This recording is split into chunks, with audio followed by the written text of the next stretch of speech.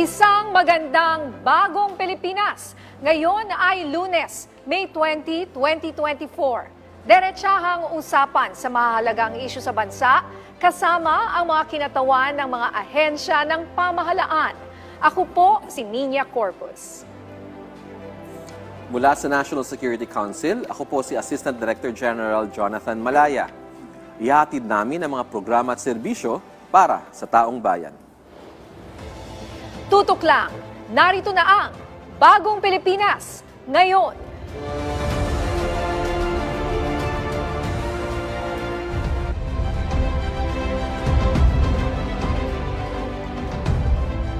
Sa ating mga balita, namahagi si Pangulong Ferdinand R. Marcos Jr. ng mga titulo ng lupa at kagamitan sa mga agrarian reform beneficiaries sa Central Visayas Region. Ayon sa Pangulo, ang pamamahagi ng Certificate of Land Ownership Awards o CLOA ay pagpapatibay sa pangako na itaguyod ang kapakanan ng mga magsasaka. Muli ring tiniyak ni Pangulong Marcos Jr. na magpapatuloy ang pagpapaabot ng tulong ng pamahalaan sa mga magsasaka para mapalakas pa ang sektor ng agrikultura sa pamamagitan ng pagsasaayos ng daloy ng food supply.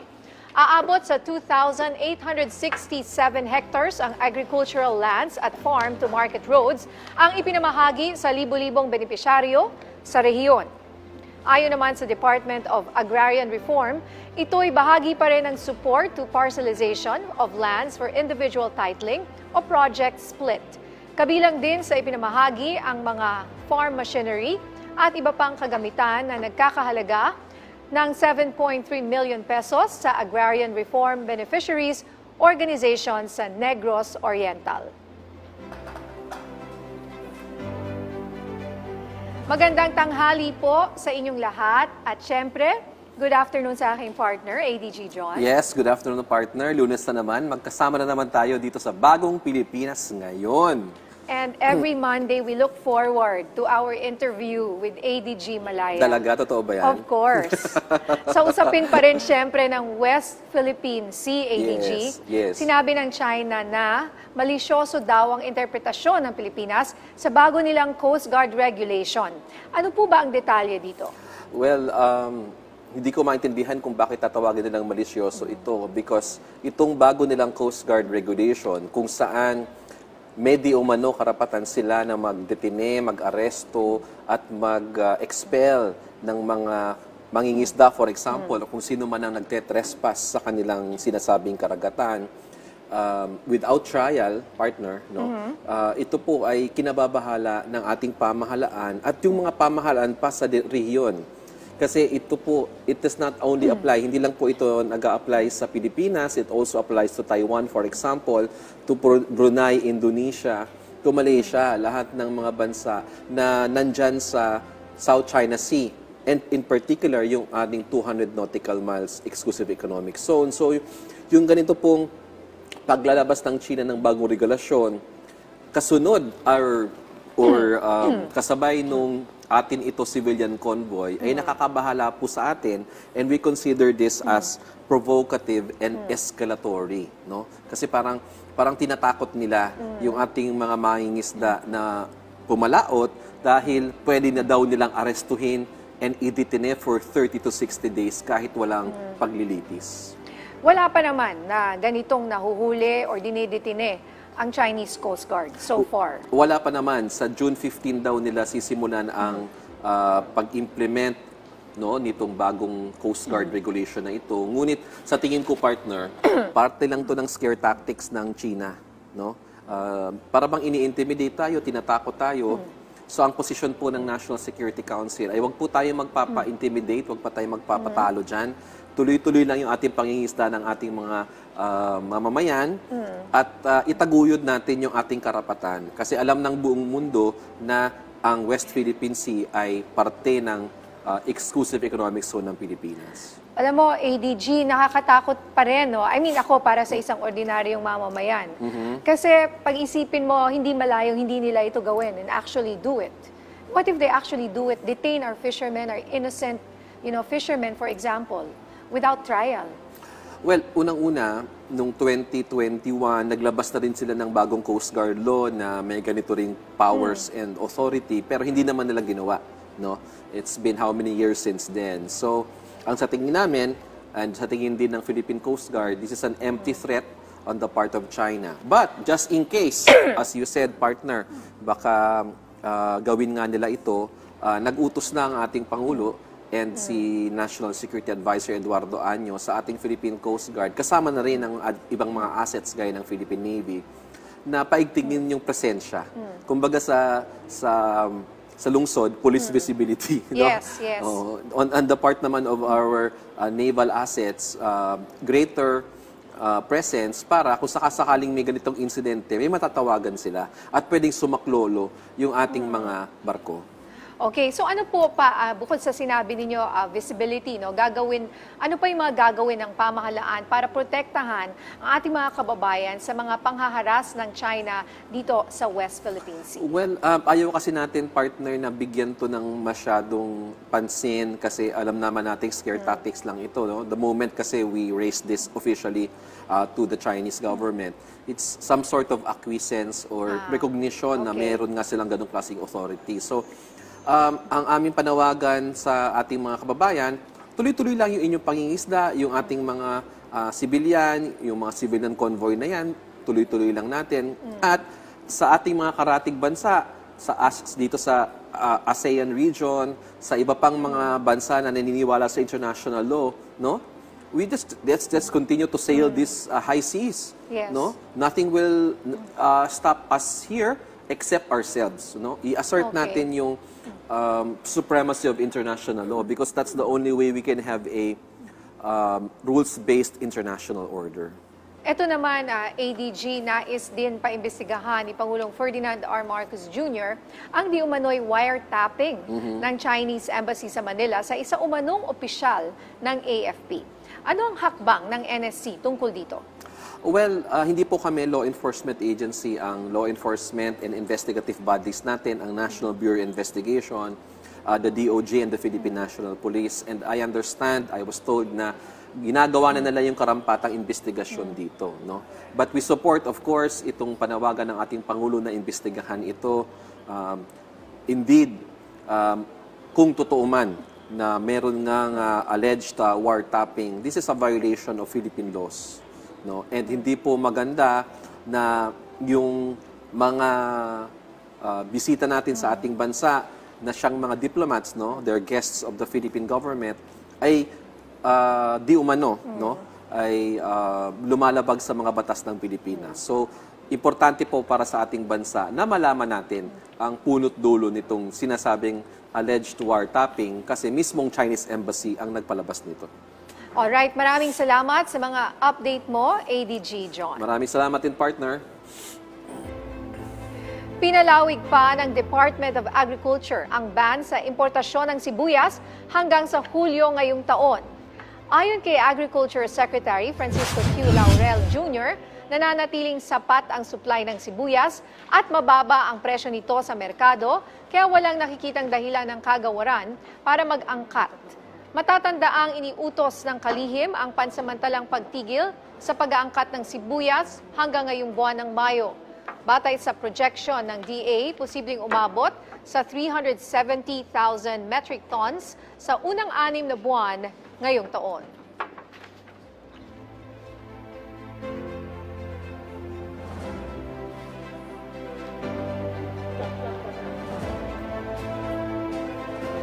Manatiling nakatutok, magbabalik pa ang Bagong Pilipinas ngayon.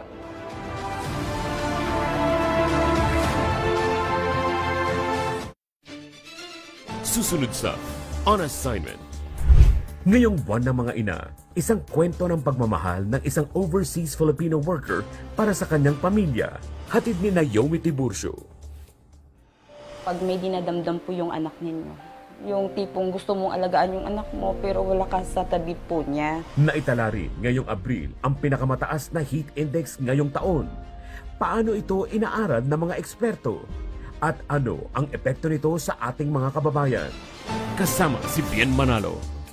kailangan po yung maximum na air temperature and then yung corresponding value ng relative humidity para po makuha natin yung computation ng heat index. On Assignment, ngayong Lunes, alas 8 ng gabi, dito sa People's Television. Karamihan sa amin ay nag-asawa na lang, walang pinag-aralan, hindi po kami educated. Bakit ipinanganak ako na IP ako na parang walang mga opportunity na para sa amin? Nagbabaon kami, kanin lang, ang ulam, bagoong, gano'n. Talagang wala nang kaya ang magulang ko. Hango sa kwento ng mga totoong tao.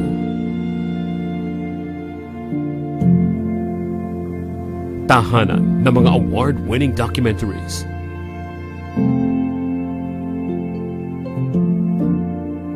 Public Eye sa PTV.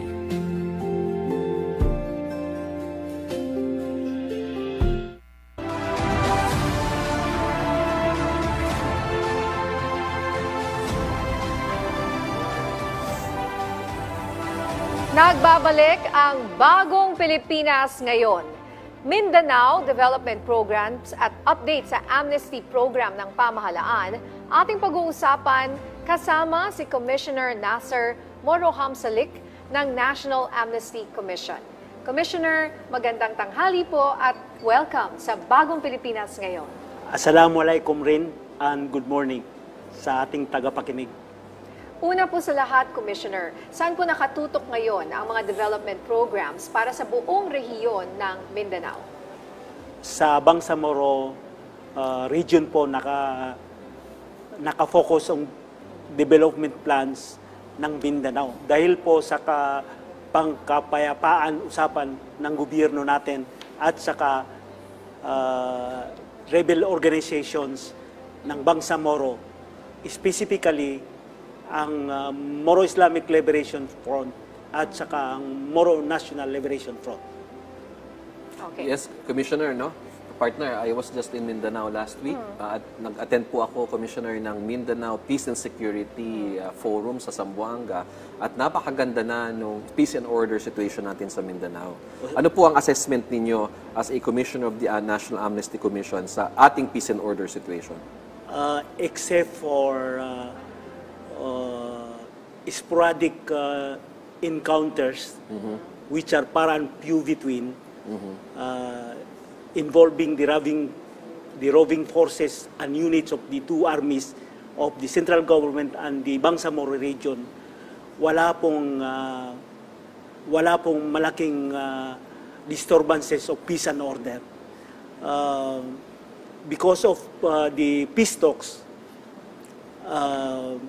development is now pouring in Mindanao. Kung maalala ninyo po, noong 2015, yung poverty incidents sa Bangsamoro, more than 50% ng population ng Mindanao, families ng Bangsamoro region. Okay. Sa ngayon po, nagbago na ba yan? So in 2018, there was a 20% decrease. And according to the Anti-Poverty Commission, by the first semester of 2023, 19+% na lang.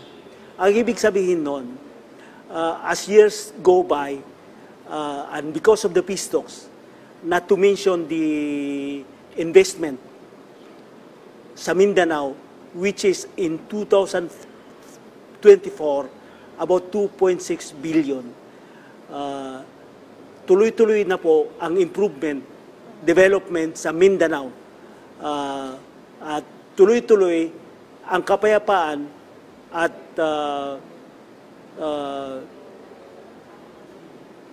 there will be finally a resolution of the Mindanao problem, Yes. the Mindanao conflict. Yes, because Commissioner, di ba, with security comes development. Kung walang seguridad yung mga tao, walang mangyayaring economic development sa Mindanao. So napakaganda po na gano'n ang sitwasyon natin ngayon. So dito naman po sa issue ng El Nino, kasi maaari nyo po ba kaming bigyan ng update sa mga hakbang na ginagawa natin upang makabangon tayo dito sa matinding epekto ng El Nino sa agrikultura ng Mindanao?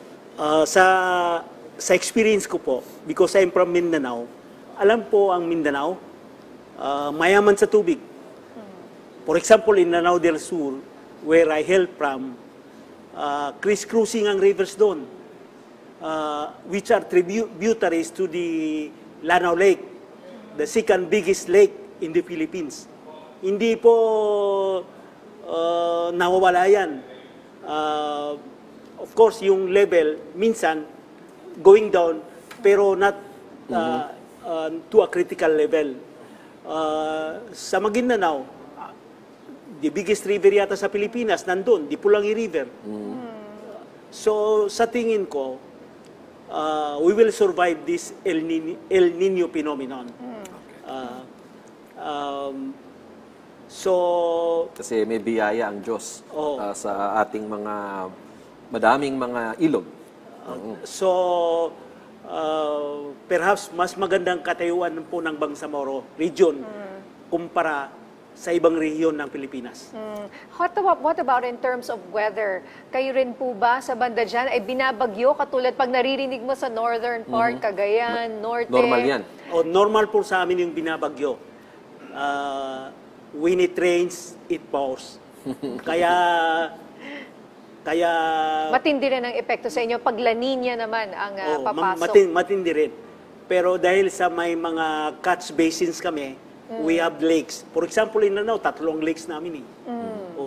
So, hindi ganong mapinsala tulad ng nangyayari sa mga drylands dito sa Luzon and Visayas. Okay. That's good to know, ano? Kaya maganda ang agriculture natin dyan eh. Masagana pa. Minsan, kesa kasi dito maraming mga damages po sa ating agricultural lands. So, biniyayaan pa rin po kayo dyan po sa inyong lugar, no? Promised land po ang tawag doon eh. Yes. Bangsamoro land. And that's why, that's our focus this morning. Ano naman po yung mga programa na nakakatulong po ngayon para magkaroon ng access naman sa healthcare at edukasyon po ang ating mga kababayan dyan? Ang alam ko po, the Bangsamoro government upgraded our hospitals. Kung 50 beds, ginawang 100. So, yun po ang proyekto ng BARM. What I know is, for example, yung hospital namin sa Marawi City, public hospital, napakaganda po. Meron ng mga scientists doon, mga medical practitioners who are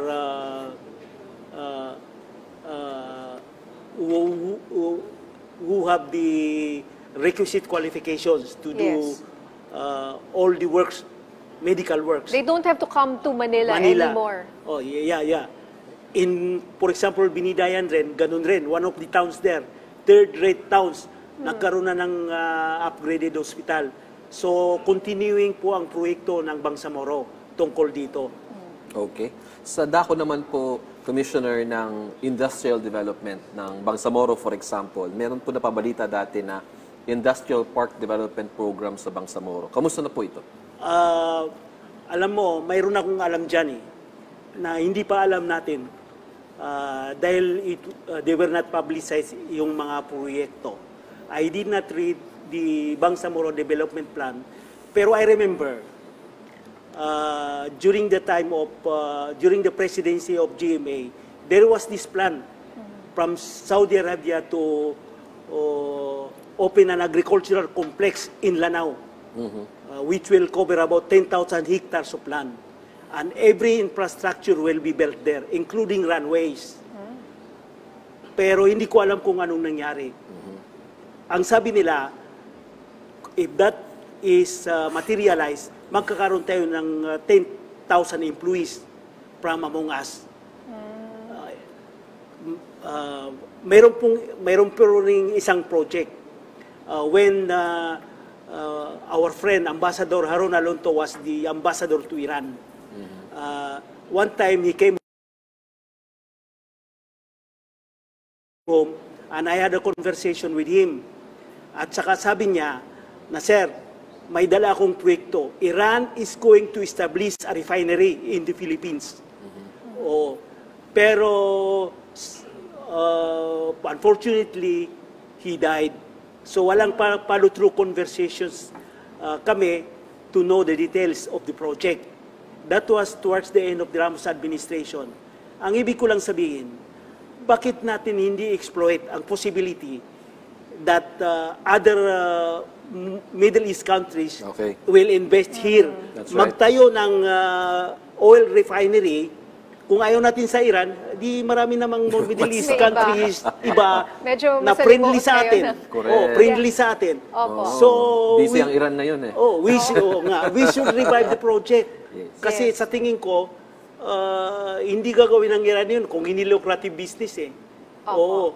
And I think baka mag-invest sa atin other Muslim Countries. other than Opo. Iran. Sabi niyo nga yung So- Saudi Arabia, sana. Sana. Matuloy yan kung sakali. Hindi ko nga alam kung bakit Nawala hindi din. matuloy. Nawala din eh. Puro mga plano lang po, pero hindi na-realize. But, So baka ngayon, under BARM, ma-realize na yung mga yan. Opo. but these projects were the subject of discussion kasi parang sigurado raw na pupunta sila dito. Pero I don't know what happened along the way. Baka na-delay yung flight. Baka na-delay. Alright, sa ibang usapin naman po, no, hingi rin kami ng update sa kasalukuyang amnestia program ng pamahalaan. Nasa ilang aplikante na po ba ang inyong natatanggap sa ngayon? Mga walk-in lang. Pero ang alam namin, libo-libo ang nakaredy na. Oo. Kasi they were waiting for the publication of the IRR. It will be published this coming 3rd week of May. Oh, congratulations. Malapit na. Yeah. Nakita ko na nga eh. 3rd week na. Oo. Libo-libo po ang galing sa MILF, galing sa MNLF, galing sa revolutionarying Proletarian Army. the Proletarian Army. Pati na po yung CCP at NPA at NDF. Libo-libo rin po ang naka-ready na to file their applications. Okay. So pag nangyari po yan, what are the next steps? Actually, kami sa NAC, we have already established 10 field offices, regional offices. I mean 9. Okay. I stand corrected, 9. The local amnesty boards. Yes. They were already appointed. And they're supported by a secretariat, already appointed also. Our local amnesty boards will take their oath this 28th of this month before Executive Secretary Lucas Bersamin. Okay, so tungkol po dito sa Local Amnesty Board Commissioner kasi I'm sure marami sa ating mga dating rebelde ang gustong, or kahit rebelde pa ngayon, ay interesadong makakuha ng amnesty. So saan po itong 9 local amnesty boards natin? These local amnesty boards are situated in Pagadian, Cagayan de Oro, Pagadian, that is Pagadian City, Cagayan de Oro City, Cotabato City, Davao City, Bacolod, Iloilo, the National Capital Region, Basilan, Anulu. So 9. But the local amnesty boards to cater to the CPP, NPA, NDF will follow. Wala pang budget noon eh. Okay. Hihingi pa kami po sa gobyerno. And the Executive Secretary assured us of financial support. Okay, sana Commissioner makapaglagay din tayo sa iba pang lugar, especially yung mga lugar na meron pang active guerrilla front ang CPP, NPA, NDF. So, dito sa Luzon, dito sa Visayas, yung mga Samar na area, Tacloban, pwede tayong maglagay doon para matanggap din natin yung mga application ng mga rebelding CPP, NPA. Totoo po yan. We are going to establish 10 more local amnesty boards. One in Butuan, in the Kidapawan, in Baguio, in the north, in Pampanga, in Samar, Anlete. Basta 10 po. 10 Okay. pa. 10 pa. Ayan. Alright, good luck po, Commissioner, at sana maayos na po natin yan. Gusto pa na sana natin itanong sana sa kanya, kahit mabilis lang po, ano po ba yung mga sinong qualified at hindi qualified dito sa amnesty program na ito? There are offenses na covered amnestiable. Okay. So those rebels who committed offenses for these crimes are qualified. Tungkol po sa CCP, NPA, NDF, they are addressed as former rebels because they have to surrender first Yes. to the security agencies of the government. Pero sa amin ni interpretation po, kung nag-file sila ng amnesty sa amin, that will be considered as surrender. Of course, yes. Okay. Tama. As a surrender. Ayan. So, lahat po, this is the widest program of amnesty yet by government. Yung pong kahit po may death sentence po yung rebelde na qualified naman, pwede po ma-accommodate. Pwede pa rin.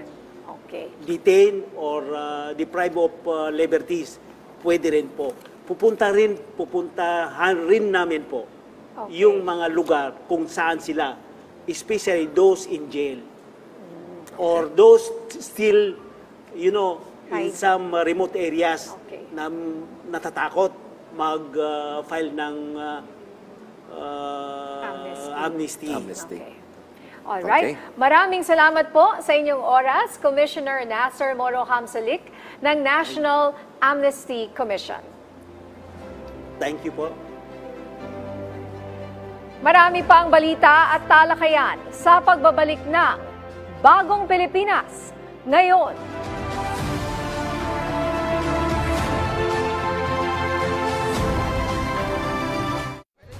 Time to take your mobile gaming to the next level.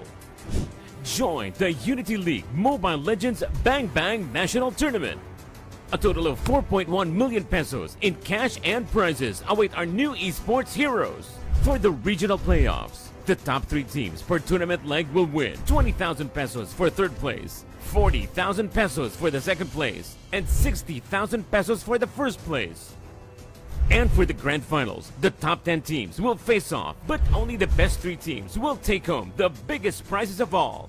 500,000 pesos for the third place, 1 million pesos for the second place, and 2 million pesos for the grand champion, plus the chance to represent the country with the national team Sibol. So, do you have what it takes? For more details, visit the Unity League Facebook page.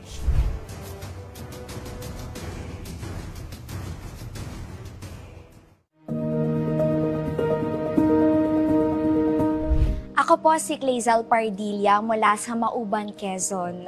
Sabi nila isa raw po ako sa mga pinakabatang reporter noon. 2017, I was only 20 years old. Para nga lang daw po akong pinabili ng suka. Pero dahil very limited yung news gathering noon, pinasabak na agad ako ng PTV na mag-cover sa iba't ibang storya. Gaya na lang po nung rehabilitation ng Boracay, pagkalat ng African swine fever, pagsabog ng Bulkang Mayon, pagputok ng Bulkang Taal, paghagupit ng Bagyong Odette sa Siargao Island, COVID-19 at marami pa pong iba. Hindi lang tinupad ng PTV yung pangarap ko na maging news reporter, pero natulungan rin po ako nito na makilala yung sarili ko, na malakas pala ako, palaban pala ako, fighter pala ako, resilient pala ako. Gaya ng PTV na 50 years nang nagbibigay ng impormasyon at inspirasyon sa taong bayan.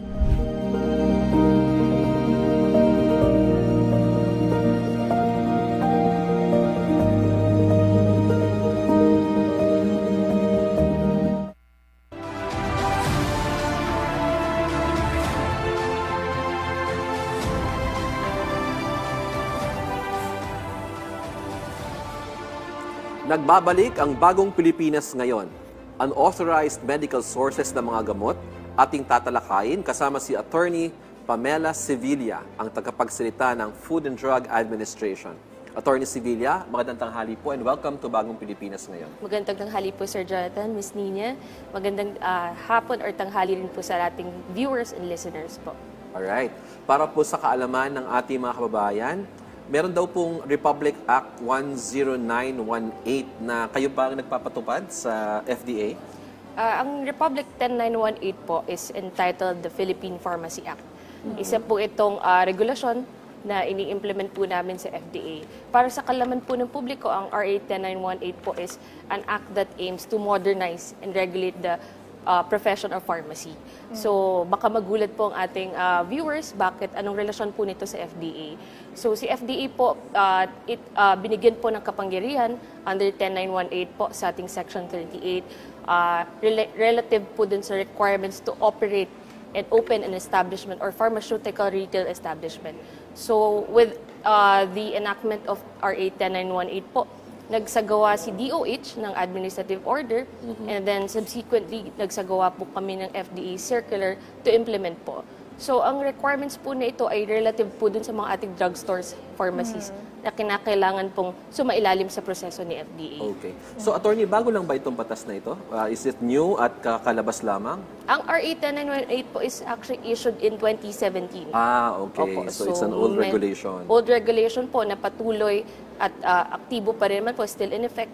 Kaya patuloy po kami gumagawa ng mga polisiya sa FDA para po sa karagdagang pag-improve po ng ating pharmacy industry. And sa ilalim ng batas na ito, DOH and FDA, parehong ahensya ang nagre-regulate ng mga parmasya sa ating bansa. Tama po. Okay. So, ito pong kautusan na mention nyo, no, yung ng DOH na nagre-require sa mga establishment na nagbebenta ng mga gamot na mag-secure ng authorization po muna mula sa FDA. Paki-explain nga po yung proseso. Okay po.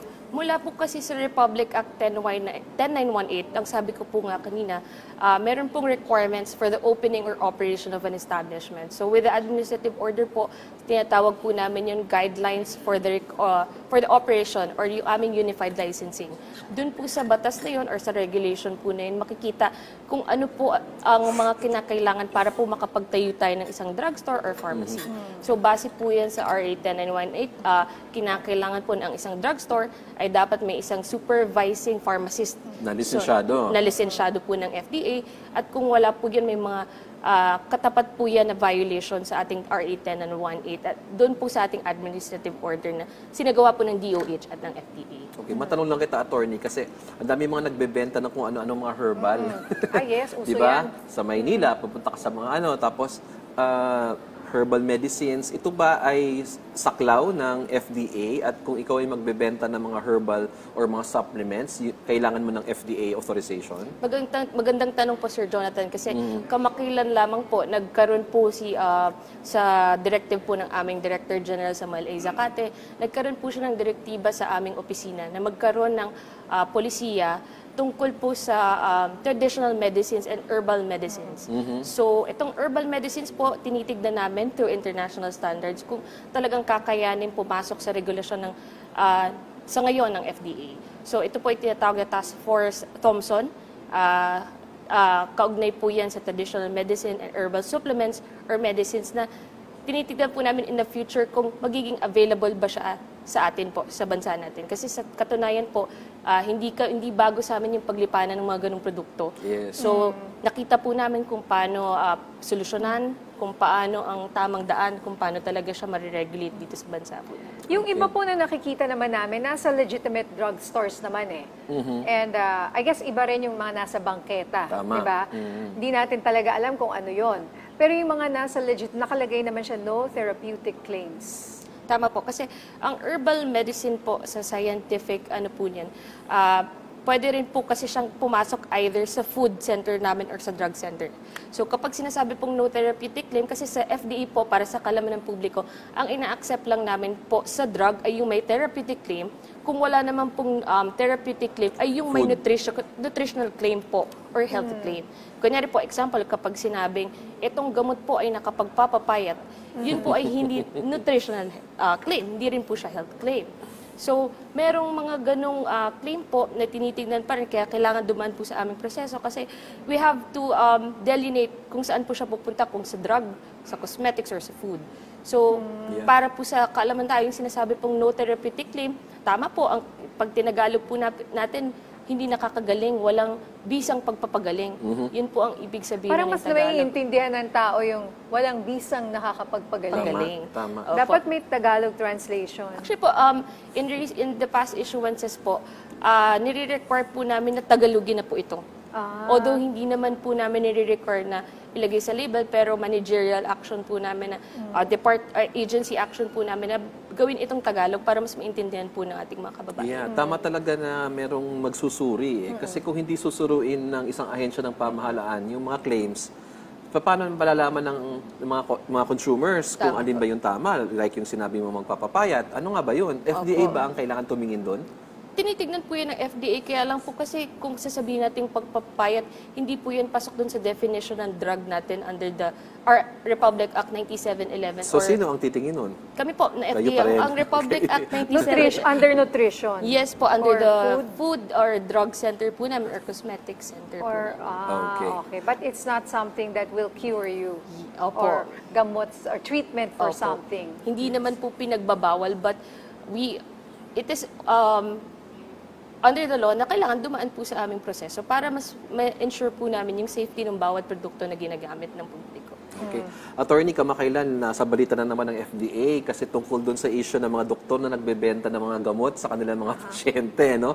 And alam natin, hindi lang naman hindi yan maraming doktor ang ganyan, no? Na meron na silang mga binebenta sa kanilang mga clinics. So, anong mga hakbang na gagawin ng FDA para ma-implement itong regulasyon or yun yung panawagan? With respect to the medical profession naman po, hindi naman po nating sinasabing entirely prohibited ang kanilang pagbebenta. With our issuances, with the advisories that we issue, as early as 2017 po, nag-issue kami nun ng guidelines on the purchase of unregistered products from unauthorized clinics or pharmacies. So, ibig sabihin, hindi naman po bawal bumili sa isang doktor, ngunit kinakailangan lamang po na kung saan siya nagbibenta ay lisensyado po ni FDA. Kumbaga, kung ang kanyang pong establishment ay may isang pharmacist, lisensyado po siya ni FDA, hindi po pinagbabawal na siya ay magbenta. Pero yun po, pag-iingat din sa publiko na tignan din po sa inyong mga sarili kung talaga yung binibilhan po ninyo ay lihitimong doktor, lihitimong establishmento, lihitimong produkto. So kaya po, binibigyan namin abiso yung publiko kasi po maraming report kaming nakukuha galing mismo po sa kanila na ganito po, na hindi po registered yung establishment, na hindi po lihitimong doktor ang nabilhan namin. Yeah. So, with respect to the medical profession, alam na po nila yan eh. So, with all respect to them, talagang yung mga minsan, yung mga consumer talaga natin, talaga ang Makulit. Makulit na rin po kung sa ating sabihin. No? Pero sila po ang ating ingatan din. Sila ang pinaka-vital sa aming ahensya, ang consumer, ang publiko. So yun nga yung tanong, attorney, kasi nga meron mga doktor, syempre, para mas madali para sa pasyente, sa kanya na lang bumibili. At wala namang pharmacist, no? Ang kasama lang naman usually clinic lang or clinic lang yan, receptionist or secretary. So, anong gagawin ng FDA para matigil itong practice na ito, which as you said is hindi pasok sa batas natin? Opo. Maganda po kasi last March nga po ng taong ito, nagkaroon po kami ng Memorandum of Agreement with the Professional Regulation Commission as well as the Professional Regulatory Board of Pharmacists. So sa Memorandum of Agreement po na yon, itinilaga namin yung mga usual reports na nakukuha or complaints na nakukuha po namin. Kasi as a health agency kami ay nandun po sa regulatory parte. Ang FDA po is a regulatory agency. Kumbaga, we regulate the drugstores, the establishments, and the products. But not the doctors but themselves. Not the doctors themselves.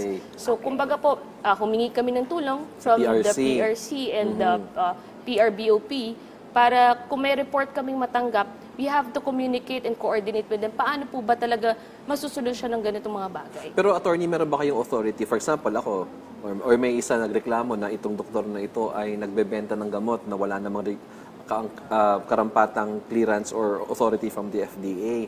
May authority ba kayo na mag-inspect or pumunta doon sa clinic na yon to determine if the law has been violated? So, we have to delineate lang yung clinic and the drugstore. So the clinic is with the Department of Health and the drugstores is with the FDA po. So Okay. kumbaga kung ito po ay health clinic para po sa kalaman ng publiko, you can report it to the Department of Health. Pero hindi naman po namin tinatanggihan dahil yan naman po ay kaakibat pa rin kami ng DOH sa mga ganyang suliranin po ng ating bansa. So para rin po masolusyonan yung ganong mga problema, pwede niyo po kaming i-report, tutulungan po namin kayong lumapit doon sa tamang ahensya po na makakapag-solve ng inyong problema.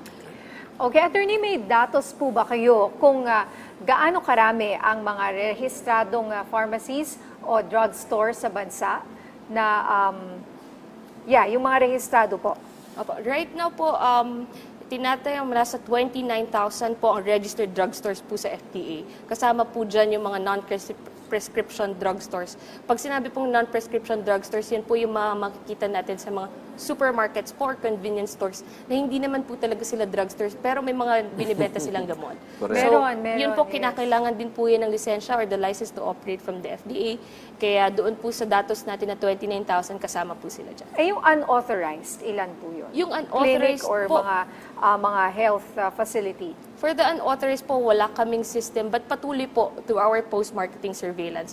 Wala kaming datos o system to check kung sino yung mga unauthorized. Dahil lagana po yan patuloy po na kumakalat. So patuloy po through our post-marketing surveillance, ginagawa po yan ng Field Regulatory Office namin, na patuloy tignan kung sino yung mga hindi sumusunod dun sa mga patakaran ng FDA. Yes. Attorney, I presume meron kayong regional offices, no? Pero Tama meron po. ba kayong mga provincial office? Meron din po, may mga meron provincial din. office. Yung regional offices po kasi is connected to the provincial offices na rin po yun.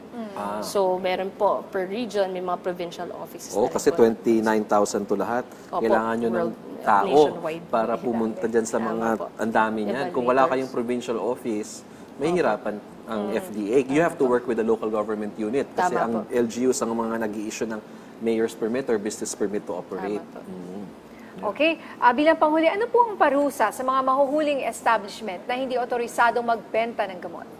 Opo. Batay po sa RA 10918, maaari po, ito po ay maaaring magbigay ng pagpataw ng pagkakakulong o kaya magbayad po ng fine na na from 50,000 to 500,000 or imprisonment po na 1 year to 10 years po. So depende po sa kanilang violation, depende po sa bilang at sa bigat ng kanilang nagawang violation po.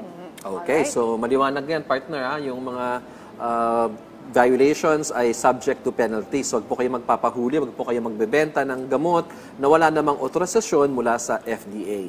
Maraming salamat po sa inyong oras, Attorney Pamela Sevilla, ang tagapagsalita ng Food and Drug Administration. Thank you po. Thank you, Attorney. Manatiling nakatutok, magbabalik pa ang Bagong Pilipinas ngayon.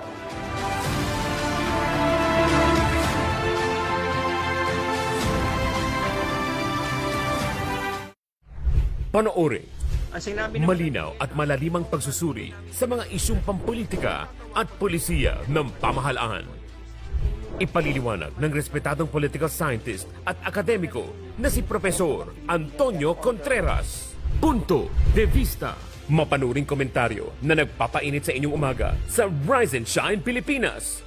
Dito sa inyong pambansang TV, PTV. Roadwatch. Iwas disgrasya tips sa kalsada. Eyes on the road, kaibigan.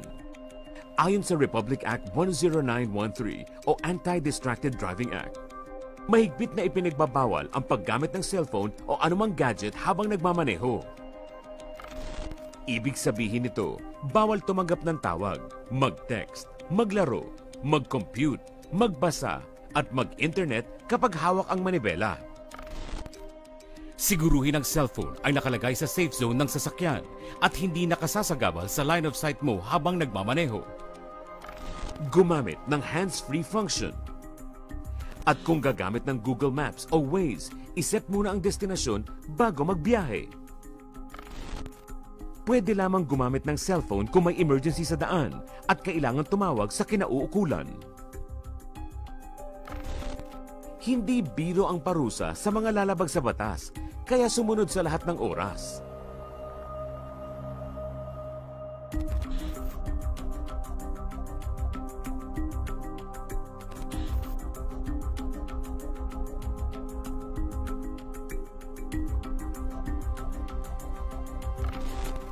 Kapag buhay ang nakataya, dapat listo sa kalsada. Roadwatch, hatid ng inyong PTV.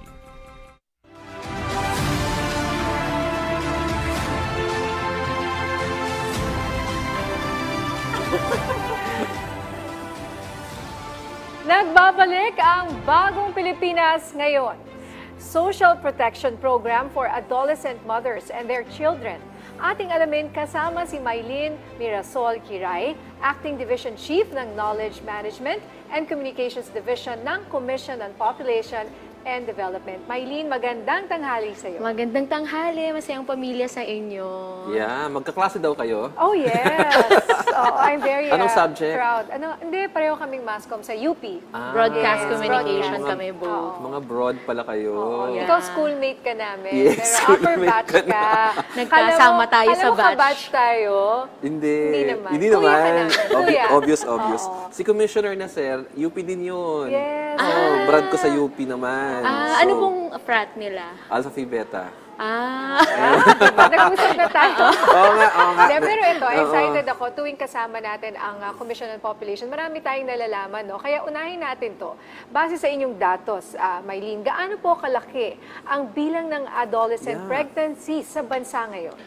Anahin ko lang, no? Parang may na-alarm kayo na pataas ang adolescent pregnancies among this certain number of mga teenagers, no? Opo. So, nag-increase kasi siya post-pandemic. No? So, na-alarm kami ngayon, kaya may social protection. Kasi more than 22,000 yung repeat pregnancy. Ibig sabihin, nabuntis na, tapos nabuntis ulit ng second, third, and fourth time. Is it because of the pandemic? Natalo pa ako.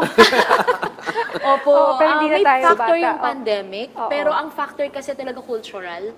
Kasi usually pag nabubuntis sa community, pinagsasama po yung nakabuntis tsaka yung nabuntis na kabataan. Kaya tayo nagkakaroon ng social protection for adolescent mothers and their children kasi we want talaga na ma-protect itong mga nabuntis ng mga kabataan. At nasabi ko po dati, ang youngest recorded is 9 years old. Oh my So, God. ibig sabihin 8 years old nabuntis siya, so 9 nanganak na siya.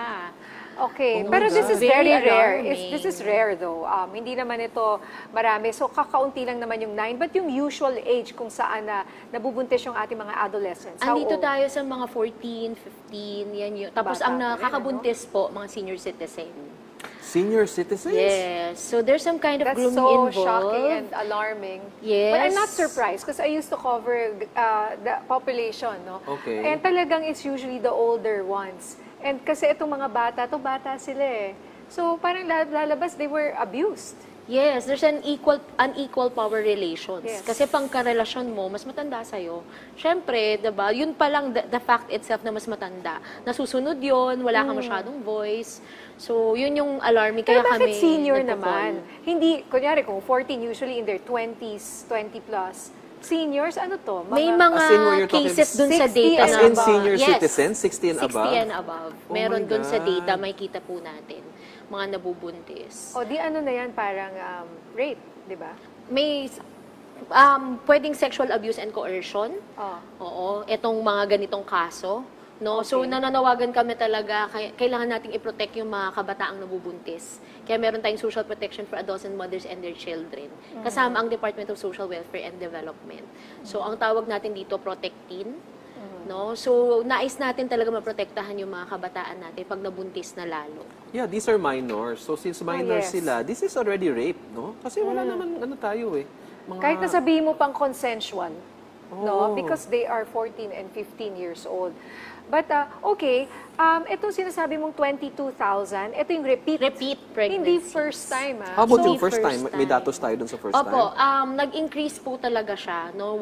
More than 150,000 in 2022. Pero one teenage pregnancy is one teenage pregnancy too many. Yes. No? So kahit isang kabataan lang yan, ang economic impact po ng 33 billion according to a study by an economist, Dr. Alejandro Herin. Yun yung nalulose natin in teenage pregnancy, economic. And then at the same time, may study din na pag nabuntis ka, syempre yung education mo affected. Yes. Diba? Yes, sira na yung Employment buhay mo. affected. Yeah. Opo. Yeah. Oo. Maaari pa namang bumangon, no? Kaya tayo may social protection for adolescent mothers and their children. Pero syempre affected na po yung isang kabataan pag ganito. Pero kung repeat, that's even worse, no? That's Kasi even worse. Kung when you say repeat, ay yung bout nun, ilang pregnancy? Second, third? Second, third, and these are young Filipinos, no? Yes. Young girls. So at Kaya what gusto age? Can you natin- give us an example?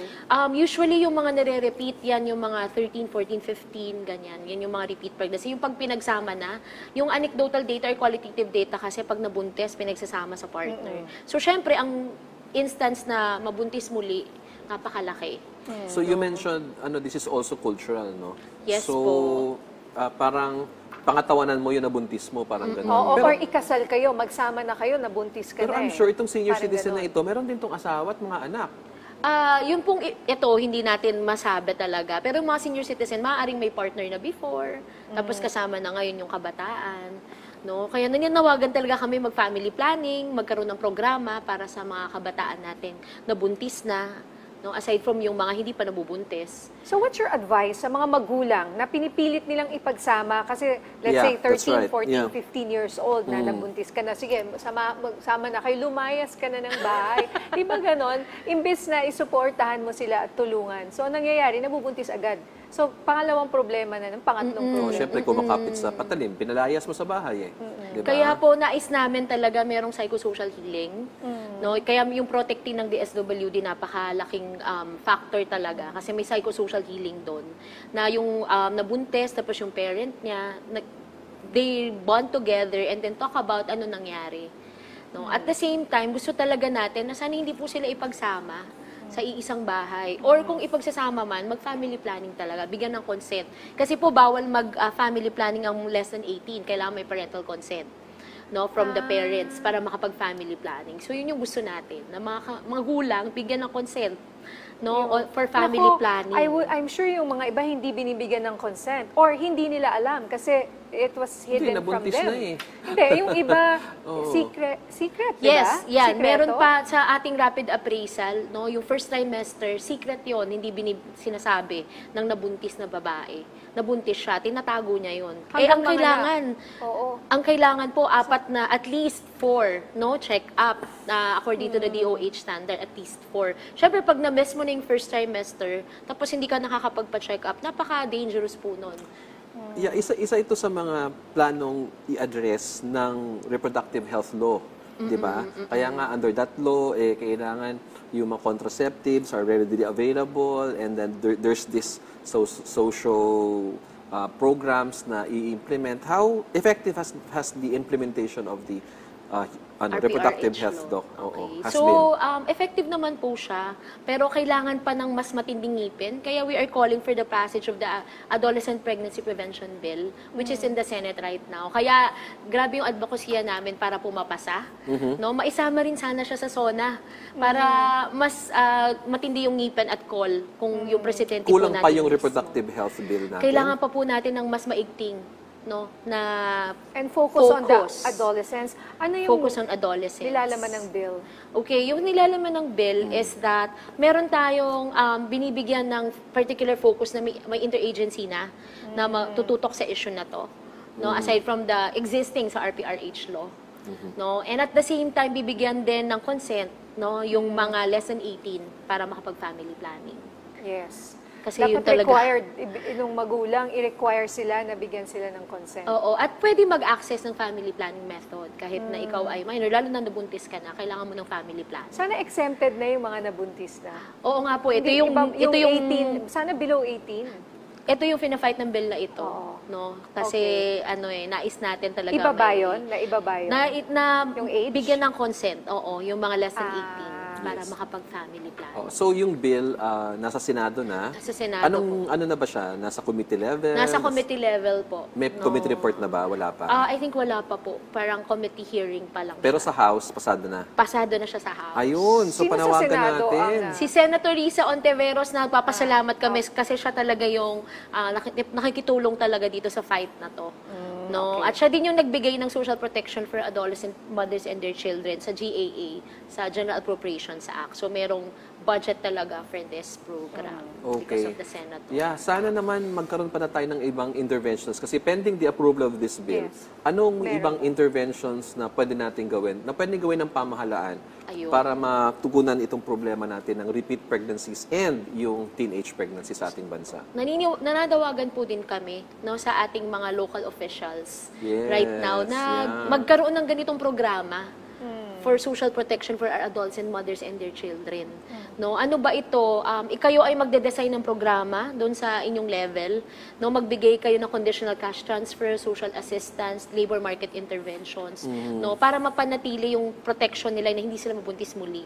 At bigyan talaga ng budget ang adolescent pregnancy prevention.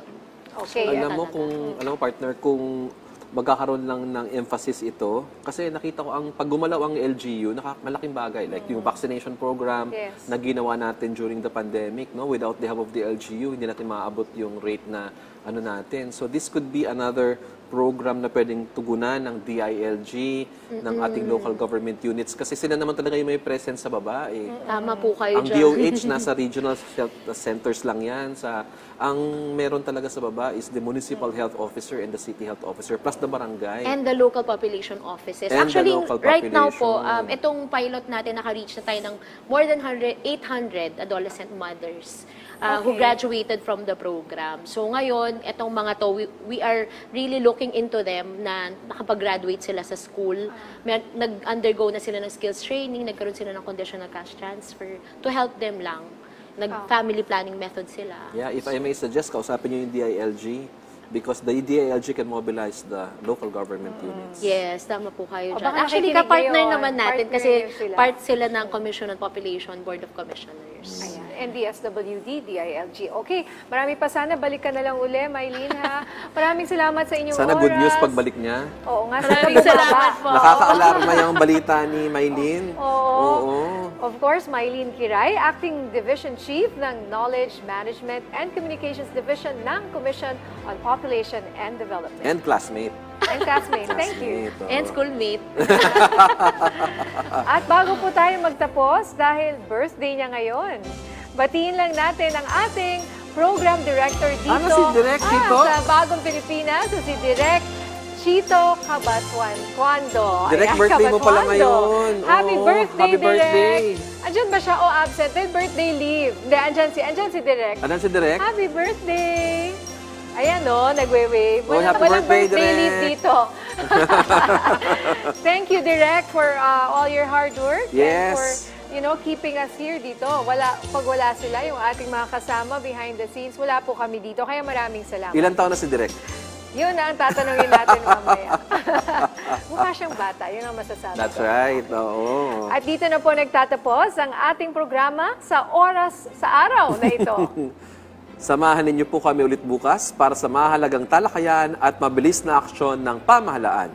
Mula sa NSC, ako po si ADG Jonathan Malaya. Ako si Nina Corpus. Para sa Pambansang TV, sama-sama tayo para sa isang bagong Pilipinas. Ngayon,